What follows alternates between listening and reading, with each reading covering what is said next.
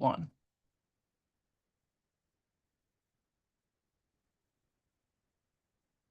Good morning, Nuala. Good morning, Tina. Welcome, welcome. Welcome back. We are actually here to talk about communication again this week. We talked about communication last week and we had so much fun. How about you, Tina? Did you enjoy it? You know what? Every time I speak on this stuff, I learn so much of what I'm not doing well. I know, right? It is interesting Yeah. because, like we said, it is a journey, to master it. And Yeah. this week we're going to dive into emotional intelligence, because when emotions are high, do you kind of know that, Tina? Like communication goes low. Yeah. Right. So, it's like, okay, Yeah. we have these high emotions. We're in a relationship business. We're in the business of relationship with our clients, with our team members, with everybody we deal with, our vendors. And sometimes things don't go right. So that's what we're going to dive into a little bit today. Take Yeah, it, we kind Tina. of avoid those conversations when emotions are high. We go into that avoidance and we get mad and we'd rather talk to everybody else and about them. In fact, I even see it on the Salon leader pages, the Facebook pages, Nuala. And Yeah. so they're bringing all their problems to each other. It's like, why don't you just talk to your staff? Yeah. And so, or talk to that person. And so I think it's like what you said, they just don't know how to control their emotions. And so it's really interesting because I have experienced this in real time. And even like last week on communication, we talked about this, Nuala, and I was right in the middle of one of the numbers on assessment. So if you haven't listened to that podcast, listen to that. Go back to our page, our YouTube page, and you'll be able to listen to that podcast on communication. But my goal was to get people to repeat key takeaways. And Oh, so I started to get really creative with that, Nuala. So I'm so glad that we're intentionally focusing on this. And funny thing is, my two leaders that I've been working through this assessment with is they kind of picked the same exact one. So I'm like, yeah, people do what people see because they have not seen me do it. So now we're all focused on it as well. But this week, our focus is on emotional intelligence, as Nuala said. And it's funny you said that when emotions are high, communication is low. And I've said for years, when emotions are high, brain cells are few. And so we've just got to get that under control. It's like being in control, yeah. right, of your Yeah. emotions. And I have found over the years, Nuala, and I know you have too, is that if I don't help my team understand their own emotional intelligence, so we've been doing emotional intelligence assessments, and I know we've been doing that with salon owners as well. So if you want your own assessment, you can reach out to us, but we do DISC and EQ assessments. DISC is for personality, and it all ties together. Yeah. Different type of personality ties into whether you have strong, good emotions, right? So self-awareness or self-management or social awareness or social management. And so it really will help you through those quotients as well. But here's the questions I'm going to ask everybody. So if you have an opportunity to write down your score, one would be never. Two, rarely, three, sometimes, four, often, or five, consistently. So grade yourself on this. So number one is I'm aware of how my mood impacts others. And then number two, I manage my emotions well under pressure. Number three, I recognize when stress affects my decision making. And then number four, I remain calm and respectful during difficult conversations. My husband would say that's a no for me, actually. You know what? Leadership starts at home, right, Nuala? So if you can't do Yeah. it good at home, you're not going to do it good at work. So let's kind of talk, let's unpack those. So the first one is I am aware of how my mood impacts others, which kind of takes me back to, be responsible for the energy you bring into your space. That's Yeah. actually one of our culture pieces in our schools, Nuala, and that's Yeah. a quote by Oprah Winfrey. And so it's funny because I think about that all the time. And we have one of our culture pieces, our standards that we have in our schools, as we call them golden rules in our schools, is to be responsible for what you bring into the room. So always be in a great mood and fake it when necessary. We kind of took off that fake it when necessary, but we put on there to always be in a great mood. But you do kind of have to fake it Yeah. some Yeah. days. Yeah, yeah. And it's not that sort of like, you hear about the, toxic fake. It's not about that. There is a mood change, like your body Yeah, physiology, the physiology of your body changes, right? You can have that absolutely. emotional change. So it's like, Yeah. okay, a mantra you need to say to yourself, or a Yep. thought that you need Yeah. to, put into your head. There is a way of changing state, and it's been proven. And what I love about this is, and unfortunately, Christine's not with us this week, but hopefully in the next few weeks, she'll talk about the conversational intelligence and what happens to your body. Yeah. Yeah. Right. So it's Scientific. understanding, like we're Mhm. wired, like we're talking about DISC and we're talking about emotional intelligence. And it does a really, really good job on talking about how you react under pressure. And I think that's what this is all about. So it's Yeah. making sure that if you've had a bad morning, we've all had those clients, we've all had those employees, they don't talk till 12 o'clock, and then we use Yeah. excuses like, oh, that's just them, but that's kind of not okay. Yeah. So we allow things to happen, and we all have the people we walk, you walk on eggshells. Oh, Auntie so-and-so is coming into the room, and the tension changes. So that's the mood we're talking about, right? We can create a Yeah. positive environment, or we can create a tense environment. Yeah, 100%. And I love that because we have that choice every single day of what we're going to bring into the space. And so that's why I was saying like we have to be responsible. So your response is your ability to Yeah, yeah, respond, right? And so the one point that I wanted to talk about today is that as a leader, you are a thermostat and yeah, your mood affects the tone for the entire salon. And people do what people see. So if you walk in late, disheveled, and unorganized and in chaos, guess what? Your salon is going to be in chaos. People are going to pick up on that. And so it's just, again, like you were saying, Nuala, with the conversational intelligence, it's scientific, yeah. right? It's like, oh, hello, that's why prayer works, because it's amazing the vibration Mm, that prayer causes, same thing as your mood. And so the vibration that you're bringing into the room as a leader. And so that's so hard. And I remember some days, oh my gosh, Nuala, when I'm walking in today, I'll be walking into my school. And it's just going to be like, it's showtime, folks. And so I cannot walk in as a bad mood or in a hurry or disheveled today. I need to make sure that I'm on point so that people aren't like, oh my gosh, Tina's in a bad mood. The school must be falling apart. yeah, yeah. And you lead a lot of people, even if it's a small team or if it's a big team, when you're not there that often, or they're looking for you Mhm. to say hello. They want to be Absolutely. noticed. Yeah. You know what I Yeah. mean? They want to have that like quick little, even if it is Yeah. that small interaction, because people really want to feel important, Yeah. and when we hire them, it's like, but then we get busy, we get office-itis, we Yep. have something like a fire going off here, but they don't know that. Yep. So yeah, okay, this Yeah. is definitely one we can keep talking about. So I know.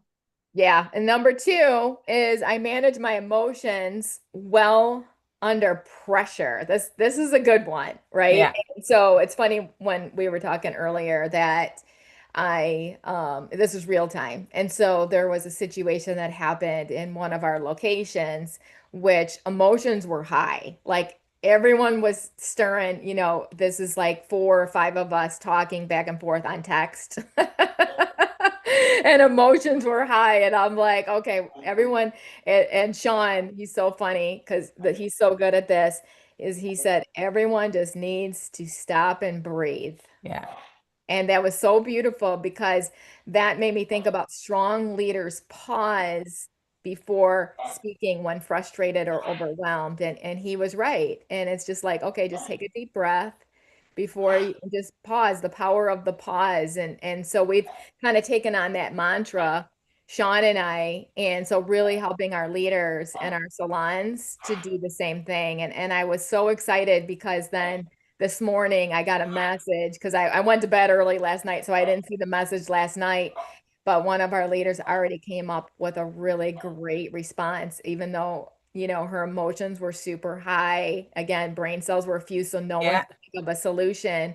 And then the solution was perfect and had a conversation, the difficult conversation that she needed to have with the employee, and it turned out really, really great, Nuala. And I smiled. I said, look at you, like you're just really learning how to control your emotions. And Oh, so so that's a good. strong leader. Yeah.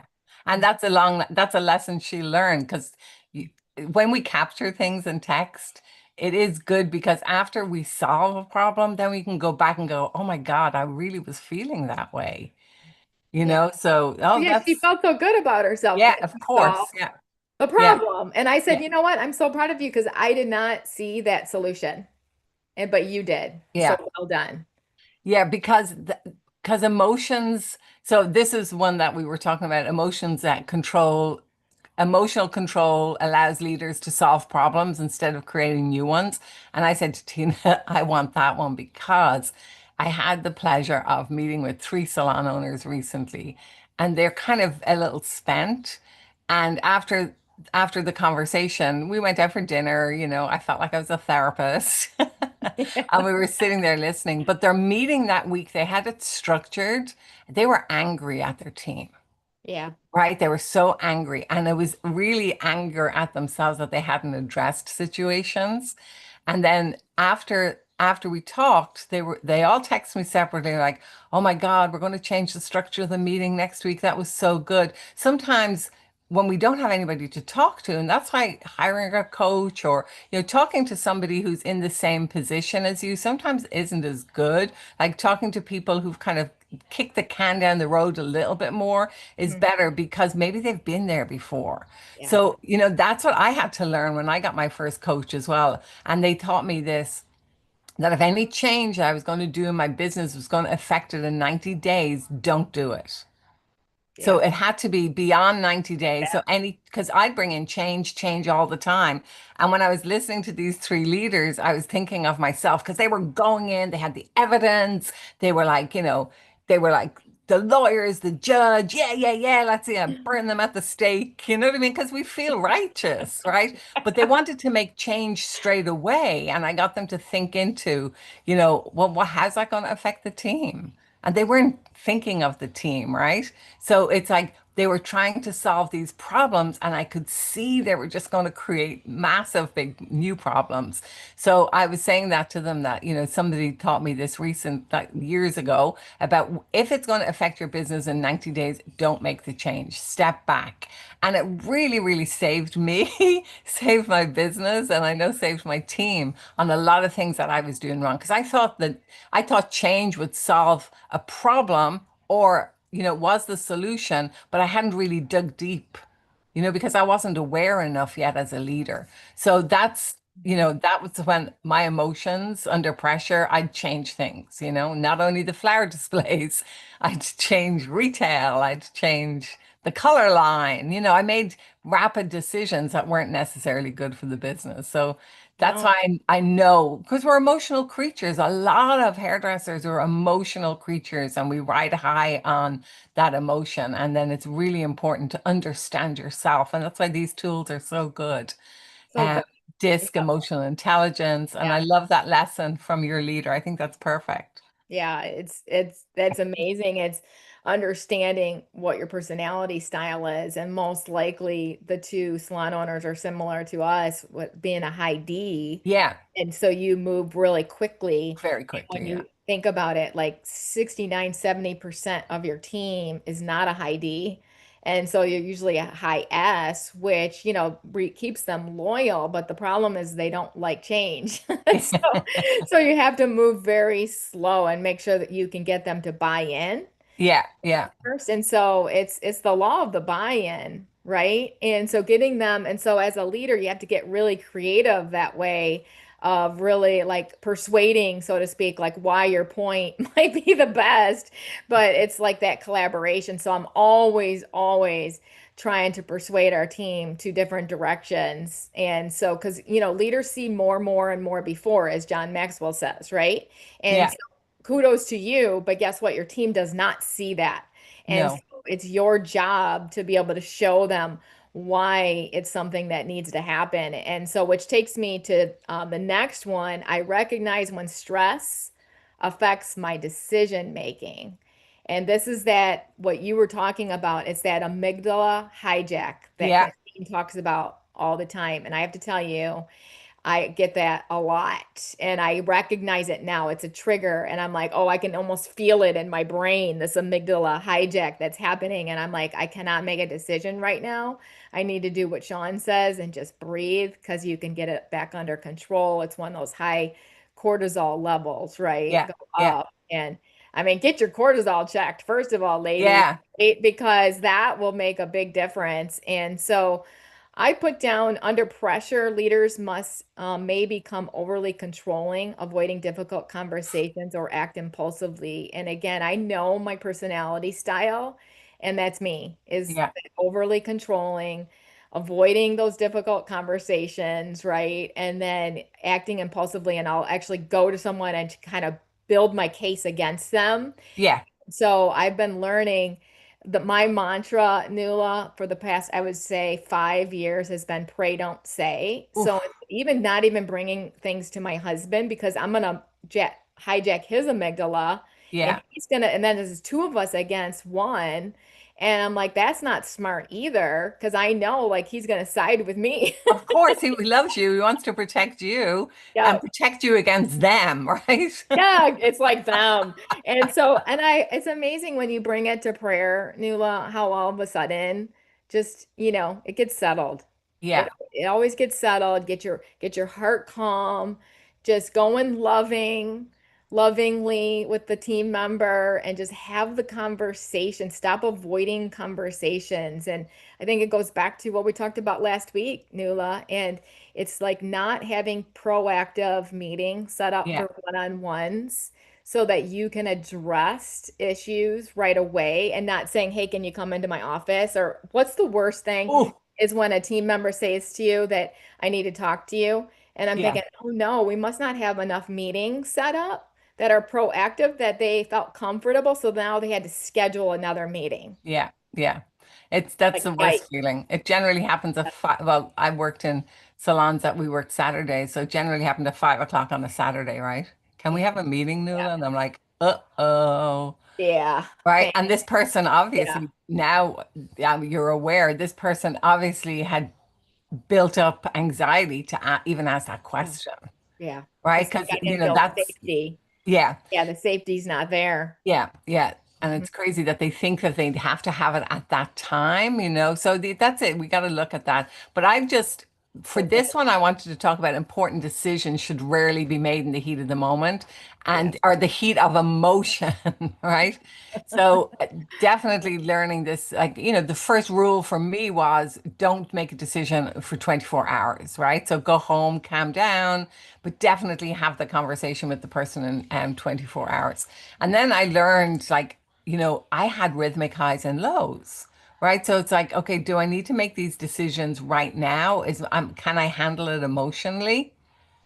And Mhm. then I'd know when I could have these conversations. So it would generally be before work or a coffee break, just understanding that I needed to make these decisions when my head was clearer because I was also a service provider. And I feel as a service provider, you're doing clients and then you're Yeah. expected to be the human resource person and you're expected to be the IT person. And that Yeah. we accepted that for the longest time in our industry, Tina. Yeah. Right? We thought that that was okay. I do 8 clients a day and I still had to, Yeah. spin all these other plates. So then Right. when I learned that it's really important not to make decisions or even something simple like somebody said, Nuala, you never answered my vacation request. Oh, it's okay, take it. And then I'd go to the calendar and I'd realize I left the business screwed. Oopsies. Yeah, you know what I mean? So it's like Yeah. learning that, it's trying to people please people was not always the answer. And I thought that was always the answer. So learning, again, it goes back to learning yourself and how you respond. And I know the majority of our industry are either, in a treatment room, cutting hair behind the chair. Very few of us, like there's only probably, I'd say, I don't have the statistics, but I'd say on the lower percent, Tina, you'd know more like 20% of people that are not service providers in our industry, Yeah. It's you rare. know? Yeah. It's So really that, so rare. It's usually just franchises yeah, where they're so not. be okay Yeah. with yourself, not being Mhm. like, and being okay, giving yourself Yeah. permission to say to them, can I get back to you? Yeah. Sometimes that's all it takes. Acknowledge that. So Yeah. learning that I think is really important and being kind to yourself because it is a lot and we're a lot more aware of it being a lot. Beforehand, my coaching would have been just do it, right? But now it's like breathe, take the time, reflect, whatever you have to do. Yeah, it's so good. It really goes back to creating better systems. First of all, fix your communication style and Yeah, how often do you need to communicate? Like yesterday, we realized that there was a couple employees that we have were not communicating enough. Like we switched it to once a month and now it's not enough. And so now yeah, we're switching it to bi-weekly. And so we approached them and let them know we'd like to meet with them more often. And so, because, these challenges were coming up and then we were having to constantly address, like you were saying. So you have to have a system of yeah, when and how to ask for time off. And it should never be when you're with a client. And so yeah, we actually had to set a system for our partners, Nuala, who, because in the heat of the moment, they were being asked to take care of things. And so now we said, okay, when I'm with a client, I don't handle any problems. So yeah, that's my owner's hat is off. And now yeah. I'm, a provider. And so it's setting those systems. And so I always go back to like, what's creating the most chaos in your business right now? Let's create a system around it. Yeah, yeah, What would that look like for you? yeah, yeah, So that's so good. And the last one is I remain calm and respectful during difficult conversations. Earlier, oh, I was joking, but yeah, this is the area I fail in every time yeah, with my husband. yeah, yeah. And that difficult conversations are Yeah. part of leadership and not something to avoid. And what I found was I was always trying to have the perfect structure for the conversation. So I'd be emotionally regulated. And then I realized it's okay to say, I'm nervous too having this conversation. Yeah. And that puts down the walls. Yes. It took me, like, I was Yeah. like, why can't I be just natural?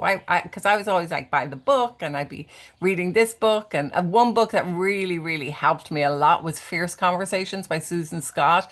Like, Mhm. it really taught me how to name the issue and what has happened. And it really helped my brain slow down. I had to write things out when I was having difficult conversations. And then when I learned it, then I had to learn it my way. Yeah. Right. So it's like learning that it is, and it's a skill that can be learned. I used to have a big red rash. I knew I was kind of going to have this conversation and I'd be all internalizing everything. So I realized I had to get it out of my head onto paper. And then when I started building that muscle and I started feeling confident, and then with some of my coworkers, I'd say, how did that land for you? Or, did that make you feel, was that okay? Was that helpful? So then I learned to manage it in my way. Now I still get nervous having difficult conversations, Tina. Who doesn't? Oh, who doesn't? Right? Exactly. So it I think, doesn't, you can learn the skill of it, but it is part of leadership, guys. Like that's the biggest message I want to take home. I avoided it for so long because I wanted to be nice, right? yeah. Yeah. Yeah, that's so good. It goes back to what you were just saying, earlier. And so I wrote down actually that great leaders address issues directly while preserving the dignity Oh, I of love the that. other person. And I had to write that down, Nuala, because it's something I'm gonna keep in front of me. So this is my specific action plan. In fact, we want you to think about whatever you heard today, what specific action that you can take this week. We all wrote down something last week from the podcast on communication. And so do the same thing on emotional intelligence. And this is what I'm putting down, Nuala, is that great leaders address issues directly while preserving the dignity of the other person and always remembering, that leadership is a sacred responsibility. Like we have this really great responsibility to call other people up or even calling them out because Yeah. maybe their purpose is not with you anymore. Maybe Yeah. it's time for them to move on. And so we have that grow or go conversation, but that in the end, it's preserving the dignity of Yeah. the other person. And so that's an area that I'm really working on all of these four areas. So I'd love to hear what yours is. Yeah, for me, I want to go back to number one. So it's like to me, that number one, I'm aware of how my mood impacts others because Yeah. I definitely can fall into that trap. So that to me is what I'm going to be focusing on, Tina, Yeah. because I think that's just to regulate myself. It's just so important, you know. So rushing Yeah. ahead of the game, I really want to focus in on that one. So that's a great one. So thank you, Tina, That's for good. sharing. Let's get we just love having these little lives every week now. We've been really Yeah. enjoying it because at the end of the day, Tina, we believe that leadership is a journey, not a destination. And every week we're going to bring some of these practical tools. Next week, we'll be talking more on this subject. We're talking about blind spots, guys. So if Yep. you're committed to becoming more aware, more confident, and a more effective leader, subscribe to our page here and join us next week. And if you know another leader in our industry that could benefit from these conversations, Yeah. share this video with them if you want to give them a hint or if it's an employee, because leadership can feel lonely, but it does not have to be. So together we can elevate the professional beauty industry. Thank you so much for spending some time with us today. Thank you, my friend Tina. It's always fantastic to see you. You too, Nuala. Take care, Take everyone. care. Thanks for being on.